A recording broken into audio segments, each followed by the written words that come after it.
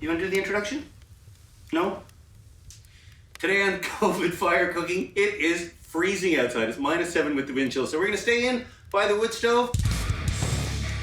And we're going to get that wood stove hot enough to braise 3 melt-in-your-mouth lamb shanks alongside a dangerously delicious pot of molten polenta.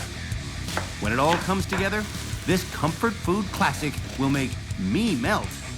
I'm like some old geezer in the sauna, just like, But the finished product will be a meal fit for a king. Let's do this! Hey, Mogs. Look over there. It's your close-up, buddy. From an island, in a lake, during a pandemic. This is Food on Fire.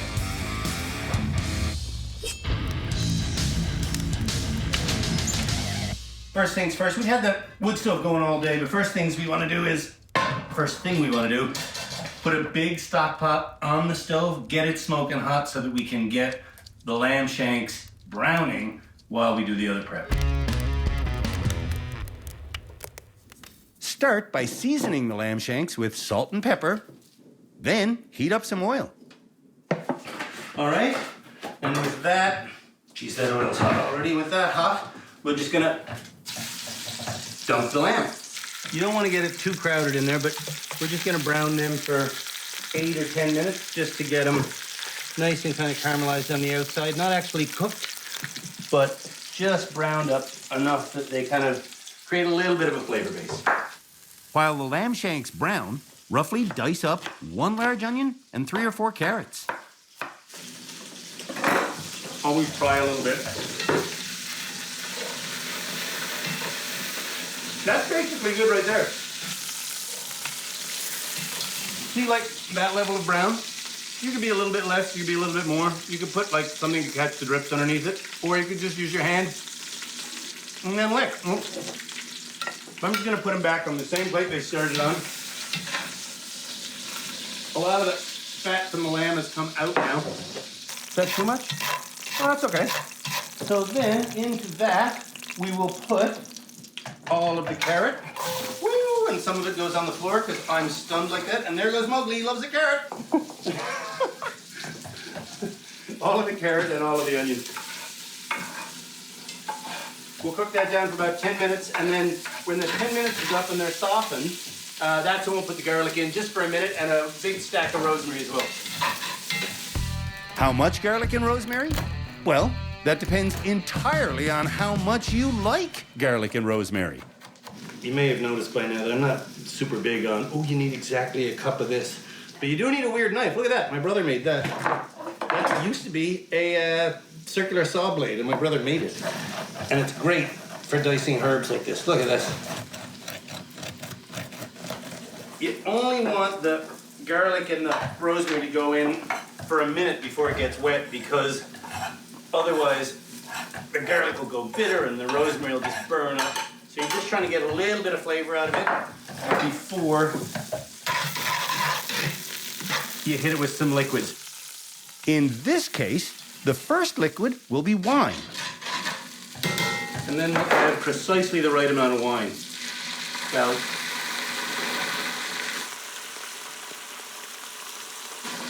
About that. You don't want to put it all in there because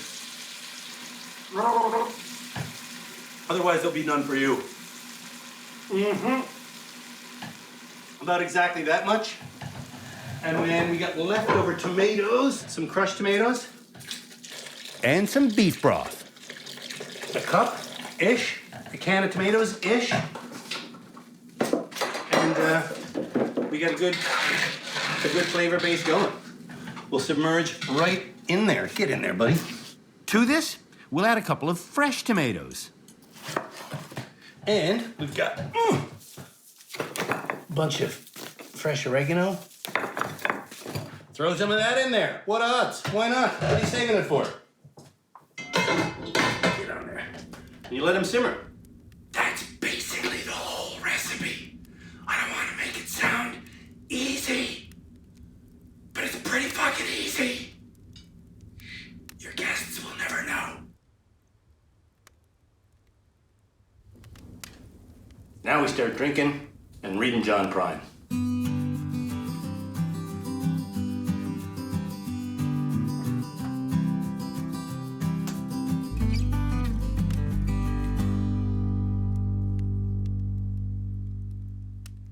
The lamb has been in now for half an hour. So you want to give it a little turn. Look at that, though. Look.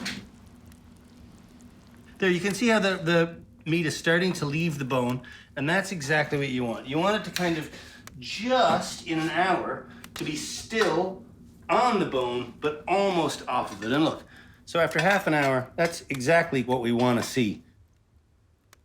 And after a full hour, this is what we want to see. Look, there you go. That's exactly what you want. Look at that. It's really coming off the bone now. After 90 minutes, it's damn near perfect. Yeah, come check it out. There you go, look at that. Come on. Look at this. Just watch it tear off. Look, go in close for that, look.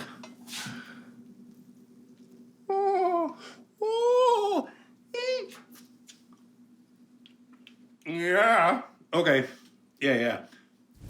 Now, we raise the heat and start the polenta. Pot on. We want 4 cups of vegetable stock, which is in an entire one of these. To that, we'll add 1 cup of cornmeal. But for now, we're just gonna wait for that to boil.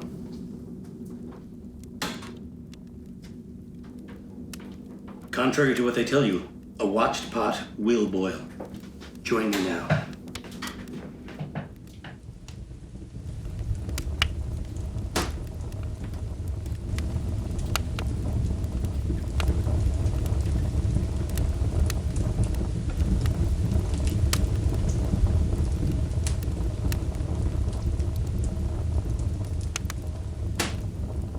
Maybe I'm wrong. Maybe I should turn my back on it. This is not working. I'm really hot.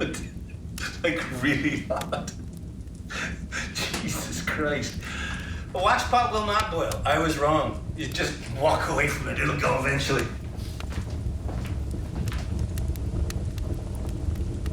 Once again, it's 4 cups of boiling stock.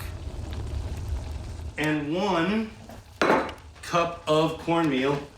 Fast whisk as it goes in. Fast whisk. And you want to keep on whisking this as that dry cornmeal takes on all of that liquid. Once it starts boiling, reduce the heat immediately. Look at that. It's molten. Just look at that. That's molten craziness. Get the children out of the room. There is danger involved in fire cooking, especially when it's your first time doing a particular dish. Holy crow, look at that. And look at this. The lamb shanks are done. But the sauce is not. Right now, it's still quite thin. I want it to become thicker. So what I'm gonna do is take the top off of it. Oh my God, that's perfect. What I'm gonna do is take the top off of it, and I'm gonna reduce the liquid down to a thicker, sludgier format. But first, I've got to get the polenta off of the direct heat. I got the legs off of this bad boy. Woo! Crisis averted. I can get him underneath that. That's better. That makes me feel a lot happier. Now I can finally wrap the shanks in foil and let them rest. Look at how far it's removed from the bone now. Look at that. It's hot. Nice. This is good. This is actually good. I don't want the carrots or anybody to stick to the bottom, but they're not doing that. So 15 minutes of this, the polenta should be done. Good Lord, I'm like some old geezer in the sauna, just like,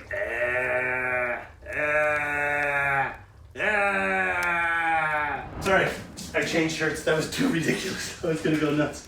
Okay. After 15 minutes, the polenta is looking good. And That's thickening up good. So what I'm gonna do while that thickens up is I'm gonna do the rest of the polenta cooking, which is big hunk of leftover blue cheese going right into the polenta. Boink, see you, buddy. Also going in is about half a cup of grated Parmesan, a quarter cup of heavy cream, Just a little heavy. and about half a cup of chopped parsley. And that, my friends, is it. We'll plate it right there. Look at that. Look at that. So we'll just do a big puddle of polenta, more than is sensible for one person, because that's how I like to serve. And then over here as well. Look at that. I might just change the name of this whole show to Look at That. Look at that. One big ass lamb shank. And now the sauce. And we'll put it straight over the top, like comme ça. So we'll just do a little bit more on the top of this one as well. Oh man, that is so wicked good looking. What do you think of them apples, hey? I think this is as good as comfort food gets. What do you think?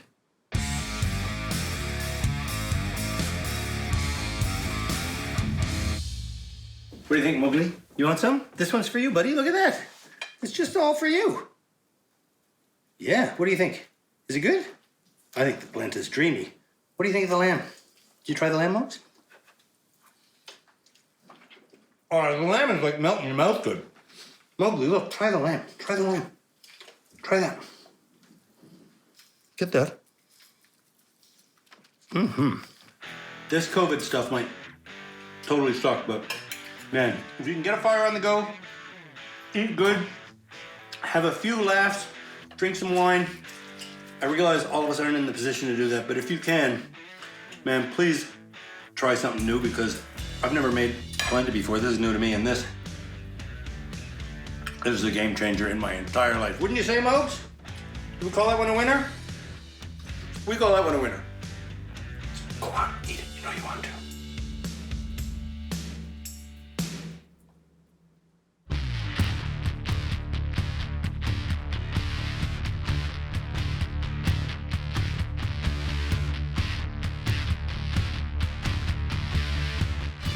I'm a sweaty man. Nom nom nom nom nom nom nom.